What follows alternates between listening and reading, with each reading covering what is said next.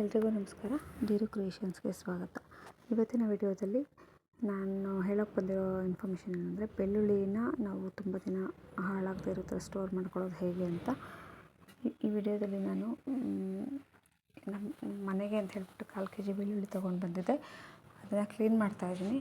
ಕೆಲವೊಂದು ಏನು ಮಾಡೋಕ್ಕಾಗೋದಿಲ್ಲ. ಕೆಲವೊಂದು ಬೆಳ್ಳುಳ್ಳಿ ಗಡ್ಡೆಗಳಲ್ಲಿ ಒಂದೊಂದು ಎಸ್ಳುಗಳು ಹಾಳಾಗಿರುತ್ತೆ. ಅದನ್ನು ಹೋಗಲಿ ಬಿಡು ಅಂತ ನಾವು ಹಾಗೆ ಬಿಟ್ಬಿಟ್ರೆ ಅದು ಹಾಗೆ ಪಕ್ಕದ ಹಾಳಾಕ್ಕೊಂಡು ಬರುತ್ತೆ.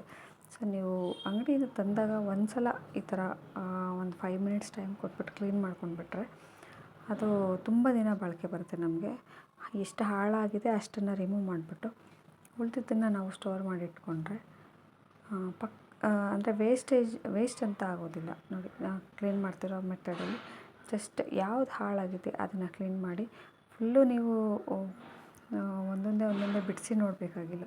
ನೀವು ಬೆಳ್ಳುಳ್ಳಿ ಮುಟ್ಟಿದಾಗೆ ನಿಮಗೆ ಗೊತ್ತಾಗುತ್ತೆ ಯಾವ್ದು ಹಾಳಾಗಿದೆ, ಯಾವ ಪಾರ್ಟ್ ಹಾಳಾಗಿದೆ ಅಂತ. ಅದೊಂದು ಎಸಳನ್ನ ತೆಗೆದ್ಬಿಟ್ಟು ಕಸಕ್ಕೆ ಹಾಕಿ ಉಳಿದಿದ್ದನ್ನು ನಾವು ಸ್ಟೋರ್ ಮಾಡಿ ಇಟ್ಕೊಳ್ಬೋದು.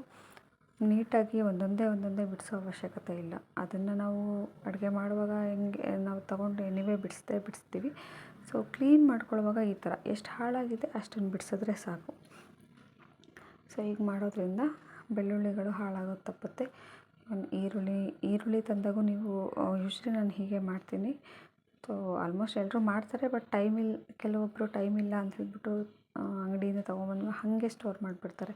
ಆವಾಗ ಎಷ್ಟು ಬೆಳ್ಳುಳ್ಳಿಗಳು ಲಾಸ್ ಆಗುತ್ತೆ ಅಂತ ಅಷ್ಟೇ ಈ ವಿಡಿಯೋದಲ್ಲಿ ನಾನು ಹೇಳ್ತಾ ಇದ್ದೀನಿ. 5 ಮಿನಿಟ್ಸ್ ಟೈಮ್ ಕೊಡಿ. ನೀವು ಅಂಗಡಿಯಿಂದ ತಂದಾಗ 5 ಮಿನಿಟ್ಸ್ ಟೈಮ್ ಕೊಟ್ಟು ಜಸ್ಟ್ ಯಾವ್ದು ಹಾಳಾಗಿದೆ, ಯಾವ್ದು ಹಾಳಾಗೋ ಥರ ಇದೆ ಅಂತ ನೀವು ಸ್ವಲ್ಪ ಚೆಕ್ ಮಾಡಿ ನೋಡಿದ್ರೆ ನಿಮಗೆ ತುಂಬ ಈವನ್ ಹಣ ಕೂಡ ಸೇವ್ ಆಗುತ್ತೆ ಅಂತಲೇ ಹೇಳ್ಬೋದು.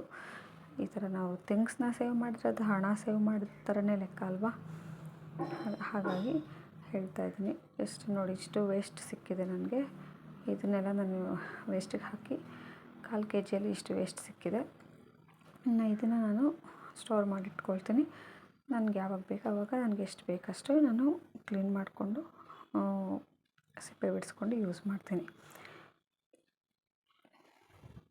ಈ ವಿಡಿಯೋ ನಿಮಗೆ ಇಷ್ಟ ಆಗಿದರೆ ಲೈಕ್ ಮಾಡಿ, ಶೇರ್ ಮಾಡಿ, ಕಮೆಂಟ್ ಮಾಡಿ. ಇನ್ನಷ್ಟು ವಿಡಿಯೋಸ್ಗಾಗಿ ಧೀರು ಕ್ರಿಯೇಷನ್ಸ್ನ ಸಬ್ಸ್ಕ್ರೈಬ್ ಮಾಡಿ. Thank you.